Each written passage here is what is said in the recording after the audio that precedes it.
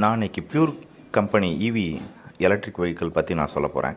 தயவுசெய்து இந்த கம்பெனியை வாங்காதீங்க. பேட்டரி வந்து ரொம்ப ஒஸ்ட்டு, சர்வீஸ் சுத்தமாக கிடையாது. நிறைய இடத்துல உங்கள் ஷோரூமை க்ளோஸ் பண்ணிட்டு போயிட்டாங்க. நான் ஒரு பாதிக்கப்பட்ட ஆளுங்க. நான் இவங்ககிட்ட பைக் வாங்கினேன், ஈகோ ட்ரிஃப்ட்டுங்கிற பைக்கு. அதே மாதிரி ராயல் மோட்டார்ஸ் மதுரை இவங்ககிட்ட இவங்க ஷோரூமையும் க்ளோஸ் பண்ணிட்டு போயிட்டாங்க. இவங்ககிட்ட வாங்கி நாங்கள் பாதிக்கப்பட்டு கிட்டத்தட்ட ஒரு 260 கஸ்டமர்ஸ். வண்டி நிறைய பேர் உள்ளேயே நிப்பாட்டி வச்சுருந்தாங்க சர்வீஸ்க்கு. வண்டியும் ரிட்டர்ன் கொடுக்கல, அப்படியே ஓடிட்டாங்க. ஸோ அது மட்டும் இல்லை, இவங்க ஸ்டார்டிங் வாங்கும்போது எங்களுக்கு வந்து 120 கிலோமீட்டர் மைலேஜ் கிடைக்கும். நாங்கள் ஓட்டி பார்த்தா 70 கிலோமீட்டர் மைலேஜ் தான். அது எப்படி தான் நாங்கள் தெரியுமா, நீங்கள் 25 கிலோமீட்டர் ஸ்பீடில் போனீங்கன்னா அவங்களுக்கு வந்து 120 கிலோமீட்டர் கிடைக்கும்.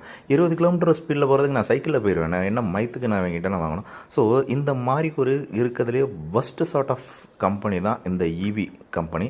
இதை நம்பி தயவுசெய்து யாரும் வாங்காதீங்க. வாங்கினீங்கன்னா ரொம்ப வருத்தப்படுவீங்க. சர்வீஸ் சுத்தமாக கிடையாது, வேஸ்ட். நம்ம 1 லட்ச ரூபா 1.5 லட்ச ரூபா செலவு பண்ணி வண்டி வாங்கினோம்னா இவங்க கொடுக்குற ரெஸ்பான்ஸு அவ்வளோ மோசமாக இருக்கும்.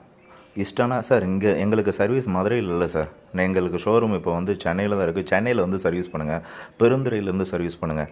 எப்படி சார் கொடுக்குறது 70 கிலோமீட்ரு, நாங்கள் இங்கேருந்து 300 கிலோமீட்டர் தூரத்தில் வந்து சர்வீஸ் பண்ணணுமா? பார்ட்ஸும் கிடைக்காது, ஒன்றும் கிடைக்காது. லோக்கலில் யாரும் சர்வீஸ் கூட பண்ணித்தர மாட்டாங்க.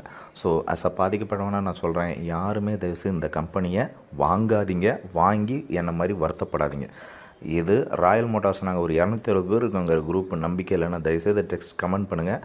அதே மாதிரி சர்வீஸ்க்கு நீங்கள் யாராவது பாதிக்கப்பட்டிருந்தீங்க இதுக்கு அப்படின்னீங்கன்னா மெசேஜ் பண்ணுங்கள். நான் அதுக்கான ரிப்ளை, அதாவது கமெண்ட், நீங்கள் கமெண்ட் போட்டு விடுங்க. அந்த கமெண்ட்டுக்கு நான் அதுக்கான கன்சர்ன் காண்டாக்ட் நம்பர்ஸ் எல்லாம் டீட்டெயில் அனுப்பிடுறேன். ஏன்னா நாங்கள் அவ்வளோ வருத்தப்பட்டோம், அவ்வளோ அவஸ்தைப்படுறோம்.